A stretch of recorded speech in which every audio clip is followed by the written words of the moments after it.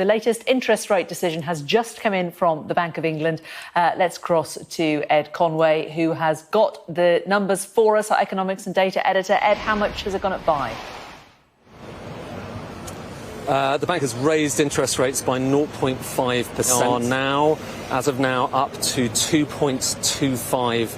That decision just coming in literally just a minute or two ago.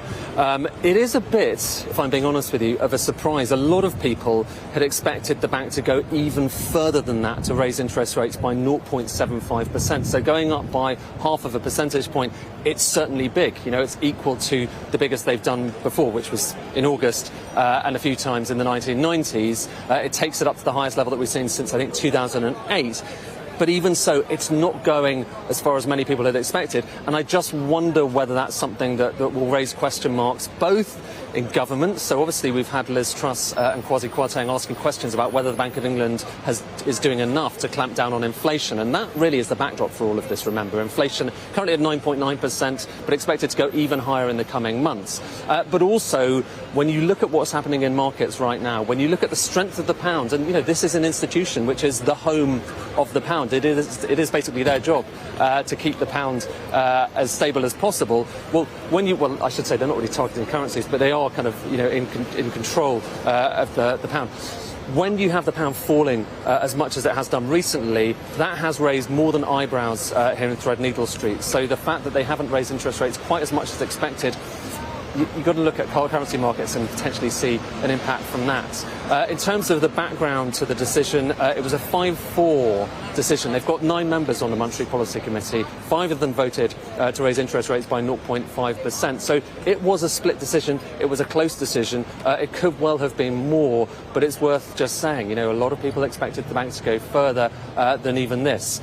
The big picture here, though, is on the other side of town, here in London, on the other side in Westminster, you have the government committing to very big increases in spending, in borrowing. And when that happens, all else equal, that's the kind of thing that forces the Bank of England or whoever's setting interest rates to push them higher. And that's basically what's happening. Only a few months ago, the expectation in markets was that interest rates were only going to get up to about kind of 2.25%, where they are as of now. Now, when you look at what people are betting on, they expect interest rates to get all the way up to 4.75%, so nearly 5%. So this is big stuff. It is a major shift on where we were only a few months ago. Part of it is down to high inflation. Part of it is down to the government spending a lot more money, and obviously we'll learn how much more money potentially tomorrow, or at least what the extra measures are going to be.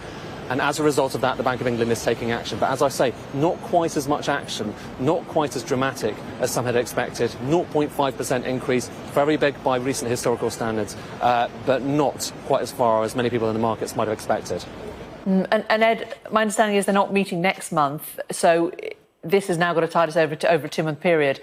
When they do next meet, does that suggest then that it could go up again quite quickly at the next meeting?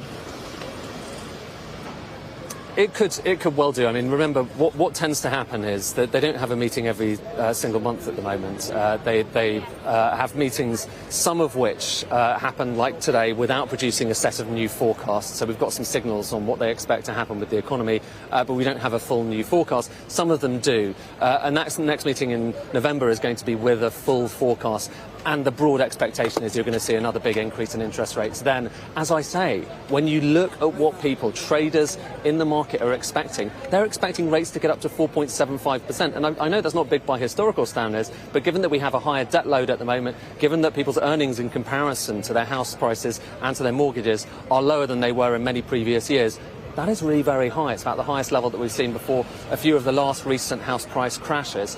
So this is serious, and it is going up very fast. And part of that is because inflation is very high right now. Like I say, part of it is because when the government spends more money, when it borrows more, all else equal, you would expect an institution like the Bank of England to raise interest rates, and that is what they're doing.